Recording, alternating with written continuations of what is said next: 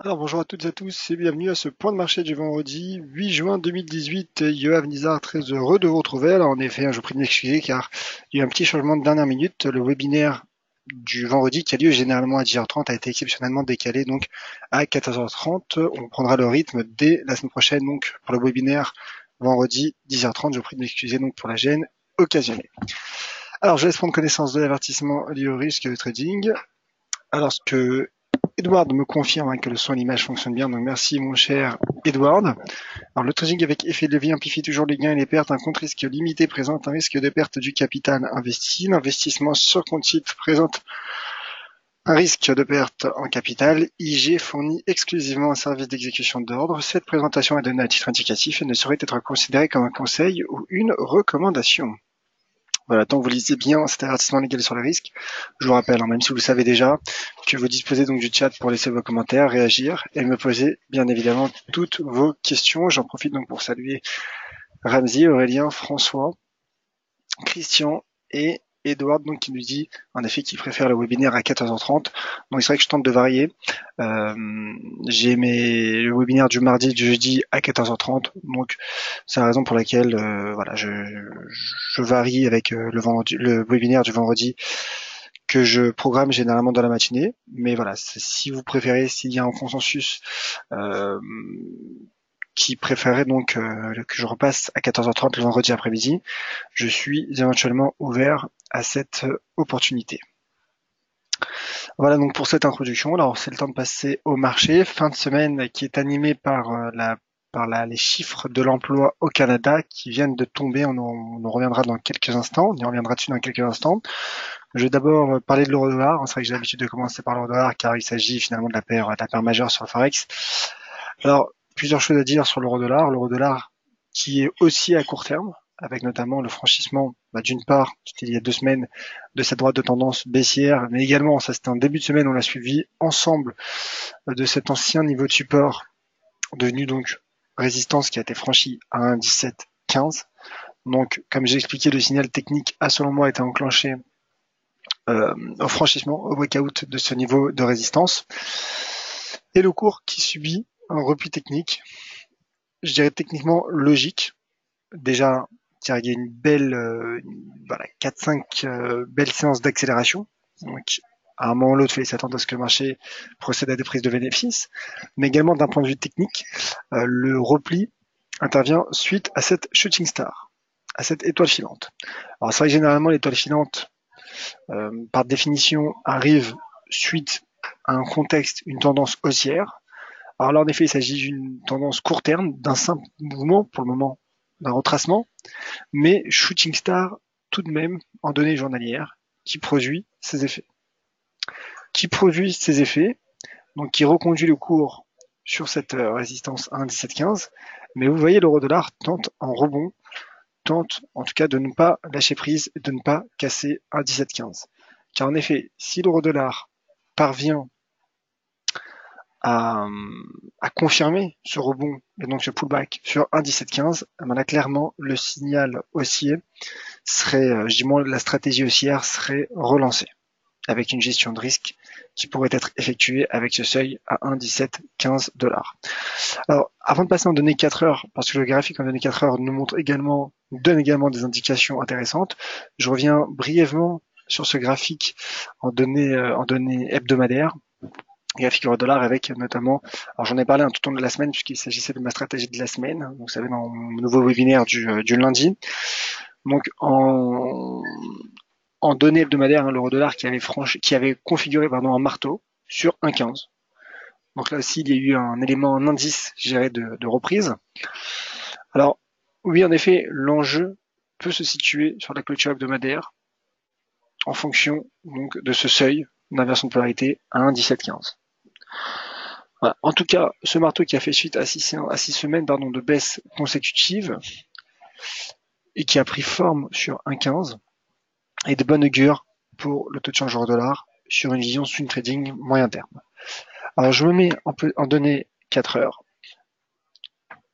pour les day traders qui seraient parmi nous. Alors voici mon graphique, graphique en données 4 heures qui nous donne des indications intéressantes. Alors je vous ai préparé j'ai positionné les ratios de Fibonacci, simplement pour montrer finalement la correspondance et l'importance de ce seuil à 1,1728. Alors c'est vrai que en données hebdomadaires, en données journalières, il s'agit du seuil à 1,1715 que l'on peut ajuster, vous voyez, qui est ajustable finalement à 1,1728 en unité de temps 4 heures. C'est vrai que j'en ai longuement parlé ces dernières semaines de cette ancienne zone de résistance, donc devenue zone de support potentiel entre 1,1715 et 1,1728 $. Donc le cours qui, comme vous voyez, tente un rebond sur ce seuil d'inversion de polarité, donc cette ancienne résistance qui correspond donc au seuil de retracement de Fibonacci à 23,6% de cette tendance baissière. Donc je montre ça simplement pour montrer l'importance de ce niveau qui, pour le moment, tente de soutenir le taux de change euro-dollar. Et donc, si le rebond se confirme, ce qui pourrait avoir lieu d'un point de vue technique, en tout cas, cela serait totalement cohérent, à très court terme, pourquoi pas en intraday, le cours de l'euro-dollar pourrait retrouver cette résistance à 1,1828. Alors, je parlais de la shooting star. Vous voyez, en une des temps 4 heures, l'euro-dollar qui finalement s'est replié sous un 18-28 suite à un doji. Donc je dirais que l'analyse technique pour le moment est cohérente et respectée par le marché. Et donc on verra si ce support produira lui aussi ses effets et donc relancera ou non le taux de change euro-dollar. Sur une vision moyen terme, vous l'avez compris, ma stratégie est haussière en raison donc du marteau formé en données hebdomadaires et aussi avec donc ce breakout qui a pris forme sur un 17-15, bien qu'il soit de nouveau mis sous pression par le marché. Alors bonjour à Sof sur le chat dont le son ne marche pas. Alors de mon côté tout semble bien fonctionner, donc n'hésitez pas peut-être à réactualiser votre page. Si bien sûr vous rencontrez des problèmes de son image, n'hésitez pas à me le faire savoir sur le chat. Voilà, vous êtes réactif, je vous remercie. Donc c'est-à-dire que vous m'écoutez bien, donc c'est parfait. Et merci donc de me confirmer que tout fonctionne bien. Voilà pour le taux de change euro-dollar. On va passer au GBP-USD. Alors GBP-USD qui lui aussi a formé la semaine passée un petit marteau, vous voyez, en données hebdomadaires sur 1,33. Alors là les seuils ont été enlevés, mais 1,33 est un très joli seuil d'inversion de polarité. 1,33 donc qui soutient pour le moment le GBP-USD. Mais finalement, il y a un mouvement correctif du dollar. Le dollar américain qui profite d'un rebond technique. Pour le moment, il ne s'agit que d'un simple rebond technique. Je rappelle que fondamentalement, le dollar américain reste affaibli depuis maintenant une dizaine de jours par la perspective de voir la Fed relever ses taux en 2018 à seulement 3 reprises. Donc, le contexte technique pourrait finalement procurer un rebond sur le GBP USD. Alors, je vais affiner ce graphique. Puisque voilà, donc en données journalières, on retrouve un doji donc qui procure et provoque, je dirais, un repli technique. Un doji d'ailleurs qui est apparu en données journalières sous ce seuil d'inversion de polarité à 1,3490. Donc je dirais que d'un point de vue technique, il y a des replis logiques, mais pour le moment il s'agit, encore une fois, que de simples replis, parce que c'est vrai que je regardais quelques commentaires sur Twitter notamment. Voilà, il ne s'agit pas d'un retournement de tendance ou voilà. Pour le moment, il s'agit simplement d'un rebond, en effet, un rebond qui a pris forme déjà depuis une semaine ou deux, et d'un simple repli qui fait partie finalement de la contre-tendance, je dirais, de la tendance qui est en train de prendre forme vraisemblablement. Alors bien évidemment, en cas de cassure de ce niveau de support à 1,33, là, clairement, le signal du marché serait baissier d'un point de vue technique, et donc le risque également serait baissier, et le GBP-USD pourrait s'enfoncer en direction des 1,3126, mais pour le moment, nous ne sommes pas encore là. Le marché se replie, mais reste soutenu par un niveau de support, qui est d'ailleurs encore distancé. Donc sur le GBP/USD, j'attendrai en effet un éventuel retour, voire rebond sur un 33 pour éventuellement dégager une nouvelle stratégie haussière à court terme pour viser un 34,90. Voilà pour le GBP/USD. Et l'USD-Yen. L'USD-Yen, alors malgré finalement le rebond du dollar américain, le taux de change USD-Yen qui se replie et malgré également des statistiques décevantes parues au Japon l'année dernière, puisque le PIB, PIB annualisé du premier trimestre a été revu à la baisse à moins 0,6%. Donc finalement une croissance négative au premier trimestre au Japon, mais malgré cela, le taux de change USD-Yen qui est rejeté juste au-dessus des 110 qui est le niveau de résistance à surveiller à court terme. Et donc, rejet sous résistance, le cours qui pourrait retomber en direction de cette zone de support située entre les 108,55 et 109. Alors, la zone de résistance, elle se situe à ce niveau, entre 109 et 108,55. Mais au vu, finalement, donc voilà, c'est 108,95 et 108,55, donc ça c'est pour la zone. Maintenant, au vu du positionnement du cours, en intraday, bien sûr, ma stratégie est neutre, puisque le cours est en plein milieu d'une résistance et d'un niveau de support. Donc, en effet, cela serait risqué finalement de se projeter en intraday sur l'USD-Yen. Vous voyez donc également ce graphique en données 4 heures qui montre finalement cet ancien range entre 110 et 108,55. Et le cours, voilà, finalement est distancé de ces niveaux de support et résistance. Donc pour le moment, en intraday, je reste neutre sur l'USD-Yen. Je regarde, il y a peut-être aussi une inversion de polarité sur 9,215, mais intraday, je reste neutre sur le taux de change USD-Yen. Alors, on va parler du dollar canadien comme je l'ai promis, et du taux de change EuroCAD, que voici, l'EuroCAD, qui se replie donc suite aux statistiques liées à l'emploi. Le consensus attendait 22 000 créations d'emplois au mois de mai au Canada, en quelque sorte, si on me permet l'expression, le NFP canadien. Et il y a eu donc un nombre de créations d'emplois qui s'élève. Alors, je regarde les chiffres en même temps. Alors voilà, il y a eu donc un taux de chômage qui est ressorti à 5,8%,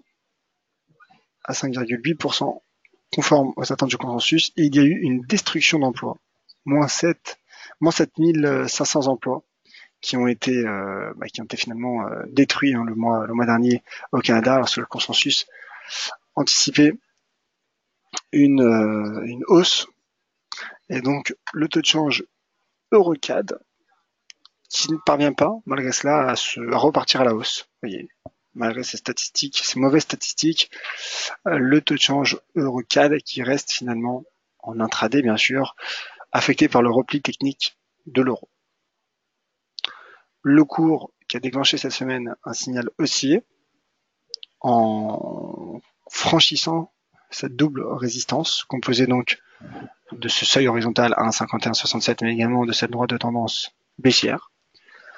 Mais malgré finalement ce signal haussier qui a produit d'ailleurs certains de ses effets, le cours retrouve un niveau de résistance, 1,5319. Donc sous cette résistance, on ne peut dégager, selon la théorie de l'analyse technique, une stratégie haussière.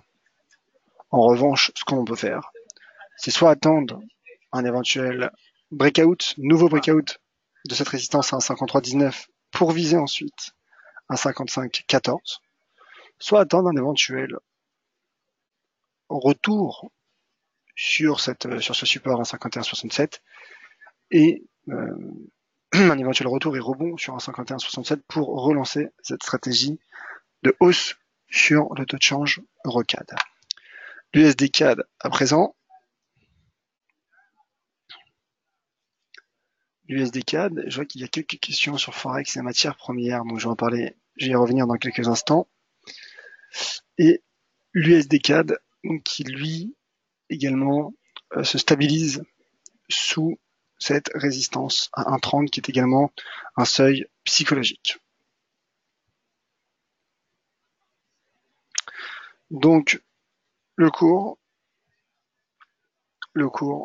qui pour le moment ne parvient pas à franchir cette résistance, et donc ce que je viens de dire, hein, sous résistance, il y a un risque de repli qui est procuré donc par l'analyse technique. Franchissement, en cas de franchissement de ce seuil à 1,30, l'USD CAD pourrait selon moi retrouver sa prochaine résistance à 1,31, mais pour le moment nous ne sommes pas encore là. Le cours qui se cherche et qui peine à profiter donc de ces statistiques macroéconomiques parues au Canada. Alors justement, il y a une question sur le Forex et ça tombe bien puisque finalement je comptais en parler. L'USD CHF, hein, vous êtes deux à me demander une analyse sur ce taux de change. Donc l'USD CHF qui est inversement corrélé au taux de change euro-dollar. Alors je précise, hein, même si vous le savez déjà, il ne s'agit pas d'une corrélation à 100%. Voilà. Il y a une corrélation qui n'est pas parfaite, comme toutes les corrélations généralement. Et l'USD CHF qui rebondit, mais porté notamment par le dollar, le rebond du dollar américain. Alors là, idem, hein, finalement, il y a un signal baissier qui a été donné, un signal technique baissier qui a été donné par la cassure de seuil d'inversion de polarité à 0,9841. Mais le cours qui rebondit. Alors c'est également le franc suisse, hein, qui semble perdre du terrain, parce qu'il serait qu'il y a un rebond du dollar, mais là il y a tout de même un beau rebond, un net rebond du taux de change euro CHF. Net rebond surprenant, d'ailleurs j'ai envie de dire, presque surprenant. Donc techniquement, qu'est-ce que cela nous donne? Déjà cela écarte, pour le moment bien sûr, même si la séance n'est pas encore clôturée, n'est pas encore terminée, cela écarte finalement le scénario de pullback sous 0,9841, puisque c'est vrai qu'en regardant le taux de change USD CHF un peu plus tôt dans la matinée, je voyais que le cours testait cet ancien niveau de support. Bon, je me disais, parfait, le pullback pourrait prendre forme, et l'USD CHF pourrait relancer sa dynamique baissière. Alors pour le moment, pas de pullback sous 0,9841. Une résistance semble prendre forme à court terme, vous voyez, sur 0,9888. Une résistance qui pourrait également finalement, je dirais, faire replier de nouveau, faire repartir à la baisse l'USD CHF. D'ailleurs, on retrouve cette résistance à 0,9089, donc en unité de temps 4 heures. Donc le cours face à une résistance intraday sous un pivot, donc sous résistance, un risque de repli en direction des 0,9041 paraît plausible en intraday. Maintenant, au vu de la vigueur de ce rebond, il y a bien sûr un risque de breakout. En cas de breakout des 0,9889, cette stratégie, enfin pas cette stratégie, mais ce scénario intraday serait écarté. Et donc auquel cas l'USD CHF confirmerait sa reprise et pourrait donc de nouveau se projeter en direction de cet ancien support daily formé à 0,9948. Donc résistance, bien que le cours rebondisse, le cours retrouve une résistance. Il reste encore un petit peu de marge, vous voyez, pour qu'il atteigne les 0,9889, 0,9888. Il reste encore un peu de marge, mais en tout cas le cours qui se situe sous une résistance. Et ça pourrait être en effet intéressant à voir comment le marché gérera ce pivot. En données horaires, je me demande s'il n'y a pas une divergence cachée. Pas réellement, mais non, il n'y a pas de divergence cachée. Il n'y a pas de divergence cachée car le RSI est déjà repassé depuis un moment sous la borne 50 avant de repasser dessus. Donc pas de divergence cachée. Donc pour le moment, il semble y avoir une cohérence entre prix et RSI. Donc en intraday, en tout cas, le signal haussier serait relancé en cas de ce passage au-dessus de cette résistance. En effet, ma chère Catherine, grosse bougie haussière sur l'USD CHF. Alors, voilà pour ce tour d'horizon Forex. On me demande un mot sur le gold. Et ensuite, je passerai donc... Voilà, c'est François qui demande un mot sur le gold et sur l'AIDIN. Et ensuite, je passerai aux indices, au CAC et au DAX. Le gold qui évolue de manière latérale. Complètement latérale, qui a rebondi sur 1295. Je dirais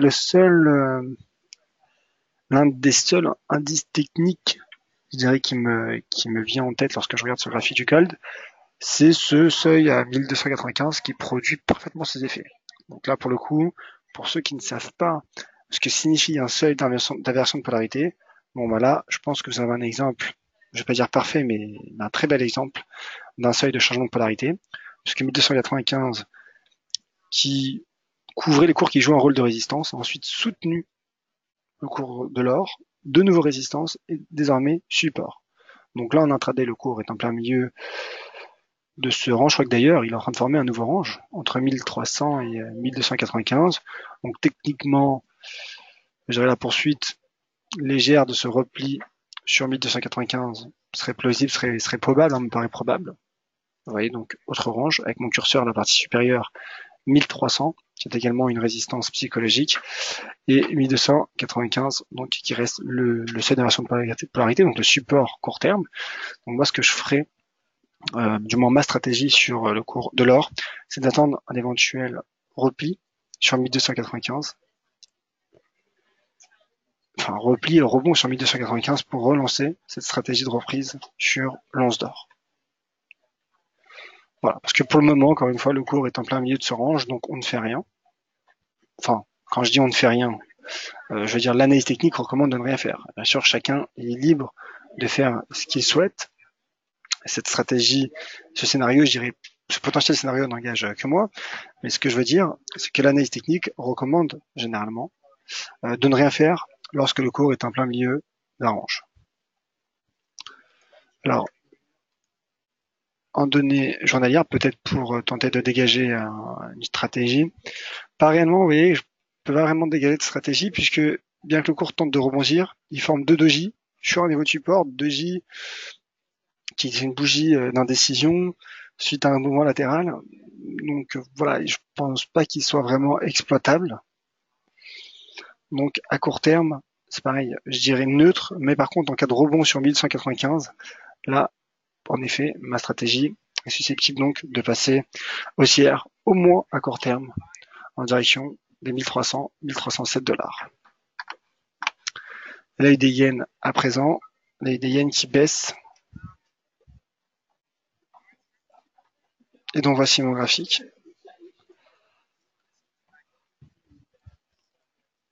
Alors pour la UDN, je vais mettre en données hebdomadaires. Alors pour la UDN, en effet, cette semaine, j'ai publié un article sur ce taux de change, sur dailyfx.fr, sur cet taux de change et sur le taux de change euro-yen, et dans lequel je montrais justement ce graphique hebdomadaire avec ce très joli seuil, cette très belle résistance à 83,95. Le cours qui paraissait la mettre en danger et donc enclencher un signal technique haussier a complètement chuté en l'espace de 2 séances, complètement replié, d'où finalement l'intérêt d'attendre les cours de clôture avant de dégager des stratégies.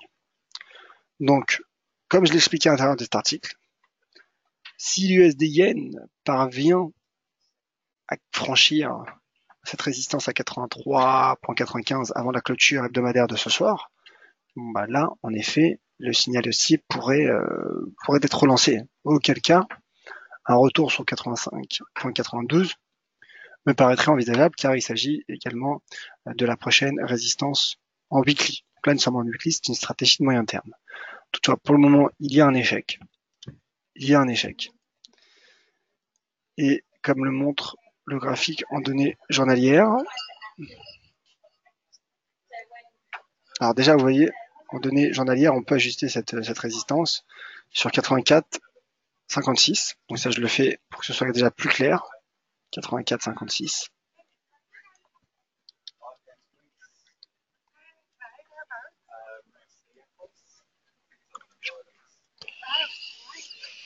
Alors, voilà.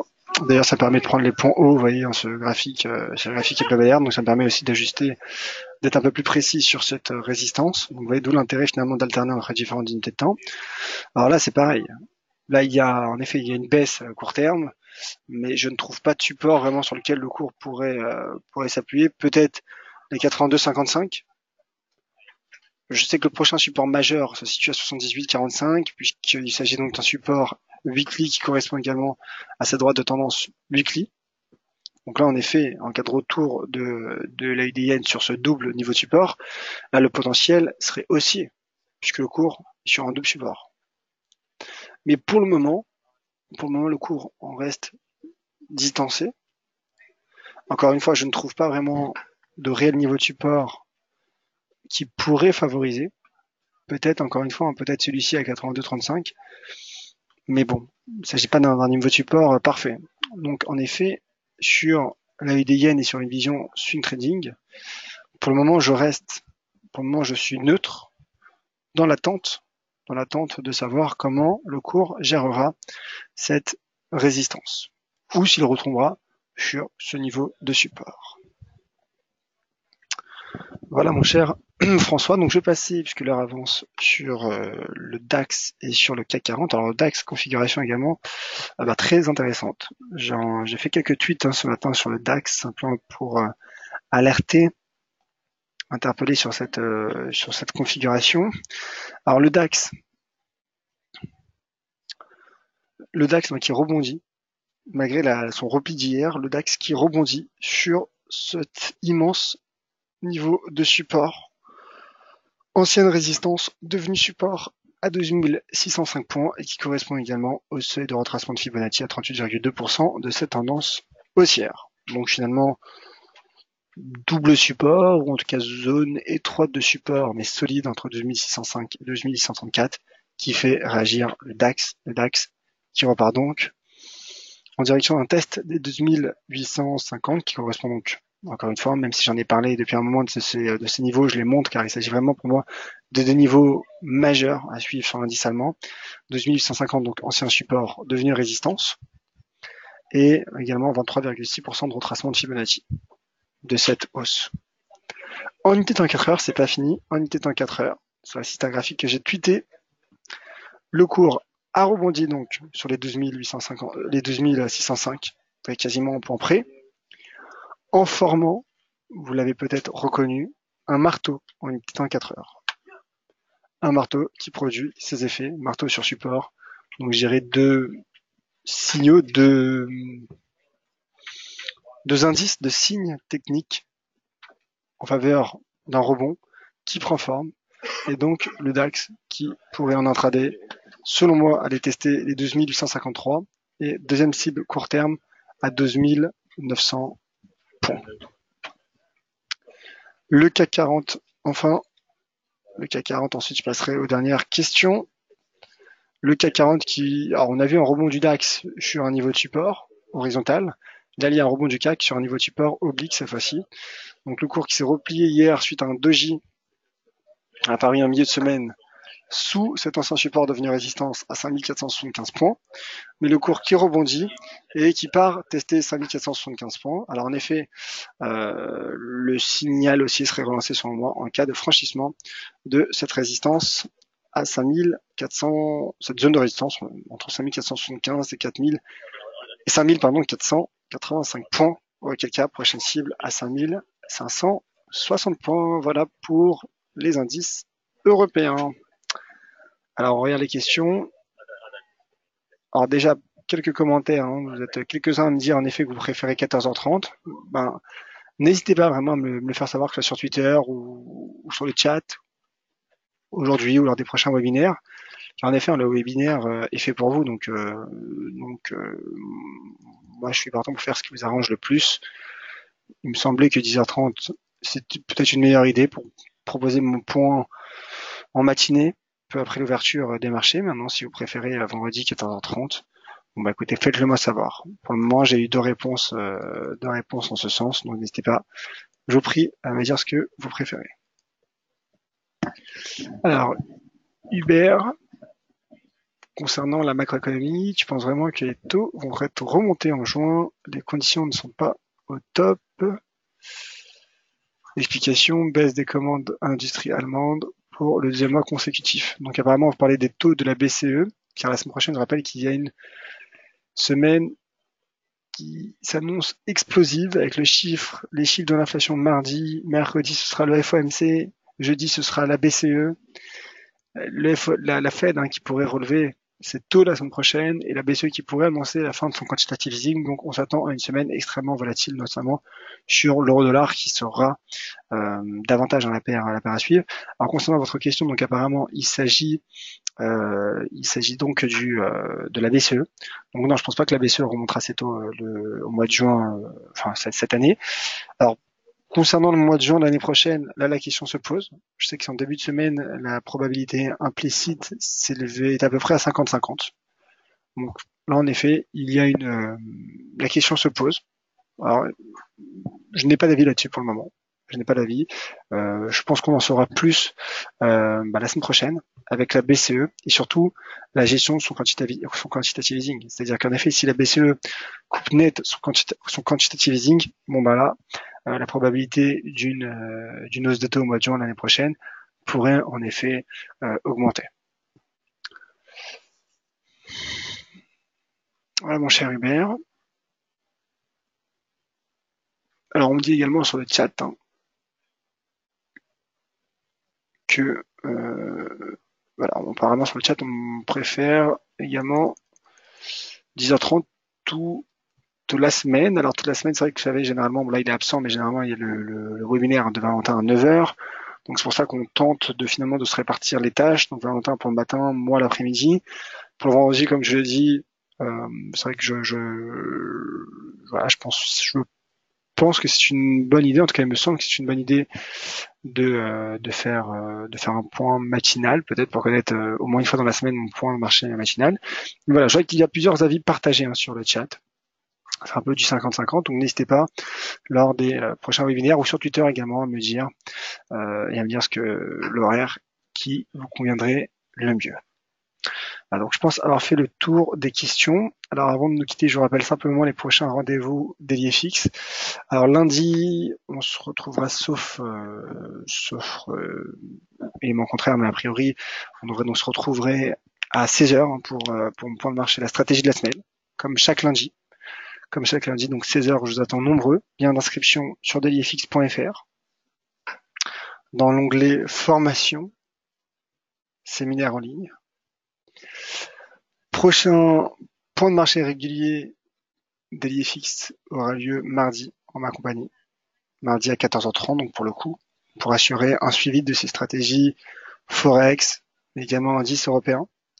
On suivra également mardi l'inflation, le taux d'inflation aux États-Unis, donc net regain de volatilité attendu, qui plus est à la veille de la décision de la Fed, donc au jour d'ouverture du FOMC, le FOMC qui durera 2 jours, mardi et jeudi, et en amont également donc de l'intervention de la Banque Centrale Européenne. Donc, comme je l'ai dit, la semaine prochaine, semaine qui s'annonce explosive, il y aura également un live spécial Fed mercredi soir en ma compagnie. Donc là aussi, j'attends de nombreux liens d'inscription sur dailyfx.fr. On aura le temps d'en reparler de nouveau la semaine prochaine. D'ici là, bien sûr, comme vous savez, comme vous faites très bien, vous pouvez me contacter sur Twitter, @yoavnizar. N'hésitez pas. C'est vrai que j'ai reçu quelques commentaires encore ce matin pour lesquels je n'ai pas eu le temps encore d'y répondre, mais ça ne saurait tarder. Et je n'ai plus qu'à vous souhaiter à toutes et à tous de passer un excellent week-end. Donc soyez prudents également, qui plus est donc à l'approche d'une semaine qui s'annonce extrêmement volatile. Merci à toutes et à tous, merci d'avoir été nombreux une nouvelle fois, ça me fait vraiment chaud au cœur. J'attends nombreux également lundi à 16h pour la stratégie de la semaine et mardi également pour suivre l'inflation aux États-Unis en direct et en ma compagnie. Bon week-end à tous, c'était Yoav, soyez prudents et à tout de suite sur les réseaux sociaux. Merci à tous.